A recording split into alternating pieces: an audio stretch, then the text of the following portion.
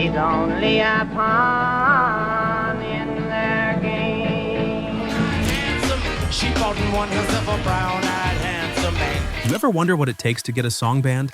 I'm not talking about some underground punk band yelling into a garage mic. I'm talking about huge names. Songs you probably know by heart.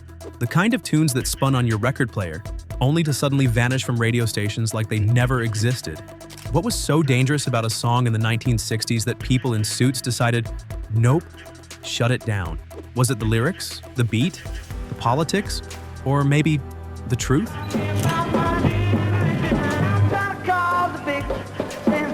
Some of these songs were too sexual, others too rebellious, a few way too honest. Stick around because you're about to uncover the 10 most controversial tracks of the 60s. Songs that made governments nervous, radio stations panic, and some fans love them even more. You ready to dig into some musical rebellion? Let's begin. 10. Louie Louie. The Kingsmen, 1963.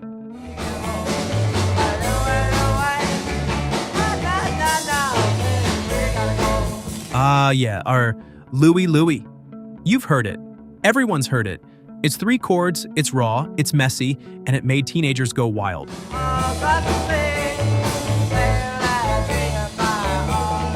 But did you know the FBI investigated this song for months? Yeah.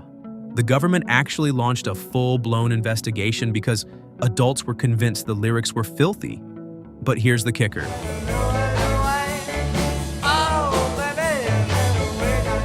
The lyrics were so mumbled and slurred, nobody could really tell what was being said. That didn't stop rumors from exploding. Parents were certain it was corrupting their kids. Schools banned it. Radio DJs refused to play it. The FBI typed up nearly 120 pages of documents. And guess what they found? Absolutely nothing. Just a bunch of barely understandable gibberish. But the controversy?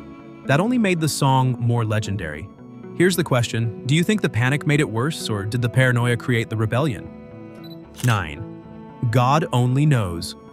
The Beach Boys, 1966. God only knows what I'd be without you. It's hard to believe that something as beautiful as God Only Knows was banned in parts of America.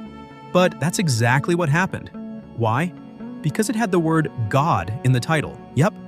That's all it took in the mid-60s for some stations, especially in the Bible Belt, to blacklist it.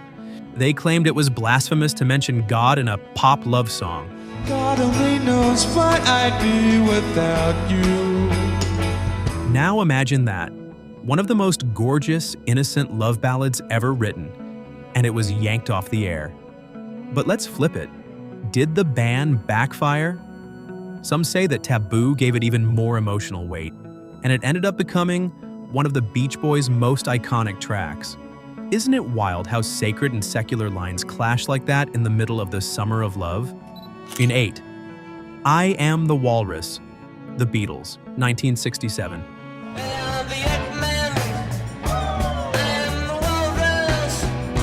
When the Beatles dropped this psychedelic, brain-bending masterpiece, some listeners just didn't get it. But others thought it hid something more dangerous. Lines like pornographic priestess and drug-like references in the trippy lyrics made radio stations nervous.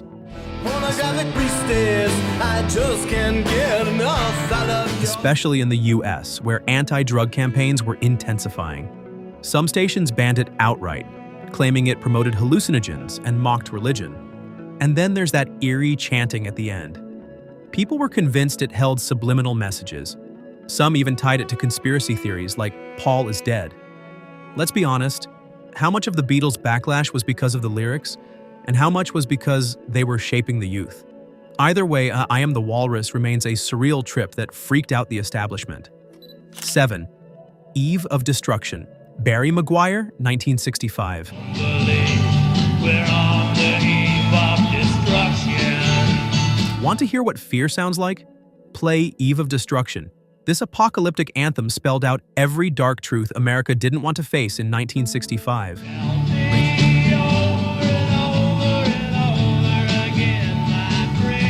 Racial tension, the Vietnam War, nuclear anxiety. Barry Maguire didn't sugarcoat a thing. That was the problem. Radio stations dropped it instantly. Politicians slammed it for being anti-American. Some even accused it of demoralizing US soldiers.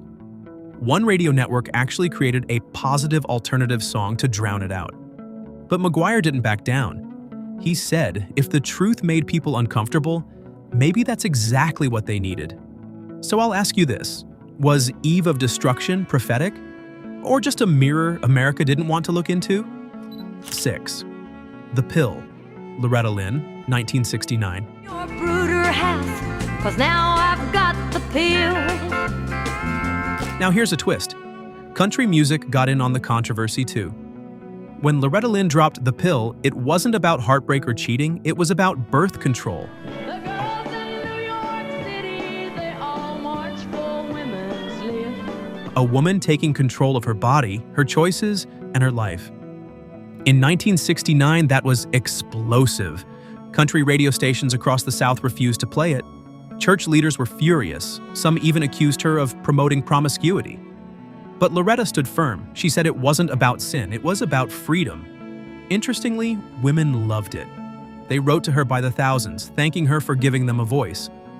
This song wasn't just banned, it started conversations America desperately needed. Here in Reno, the flies are buzzing, the dog is a-barking and the floor needs... Hey, if you've made it this far, I've got a quick favor to ask.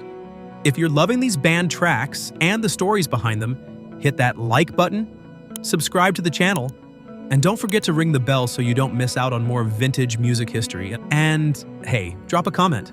What's a song you remember being controversial back in the day? I might feature it in the next video. All right, back to the list. And trust me, the top 5, they're even wilder. 5. Let's Spend the Night Together. The Rolling Stones, 1967.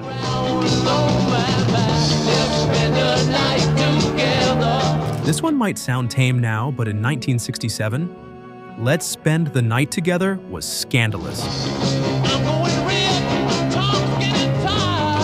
The Stones performed it on the Ed Sullivan Show, but were forced to change the lyrics to Let's Spend Some Time Together.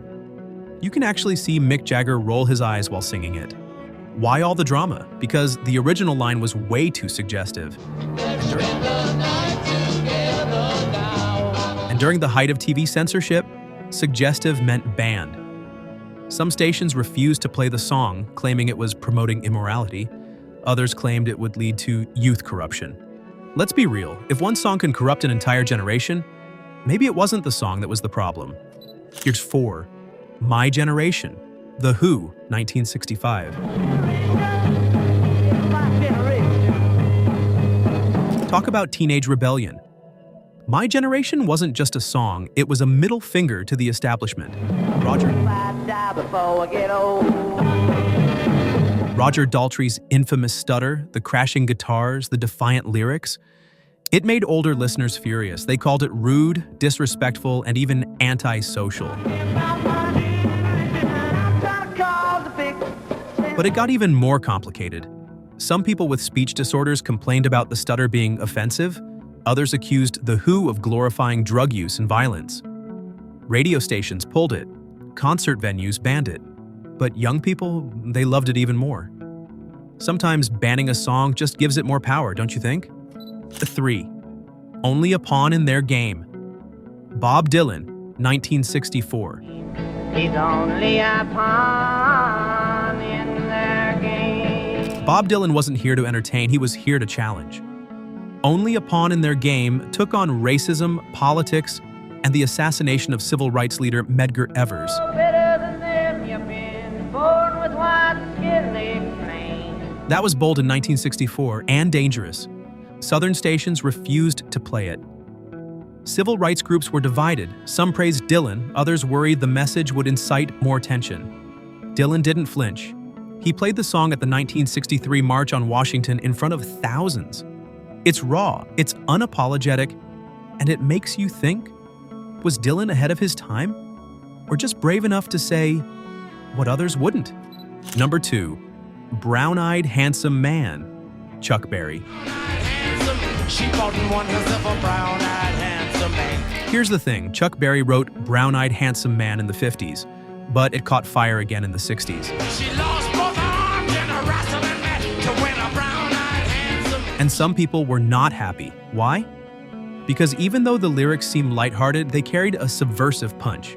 2, 3, the count. Nobody on and hit a high fly into the stands. In a racially divided America, the idea of a brown-eyed handsome man winning the girl was threatening to the status quo.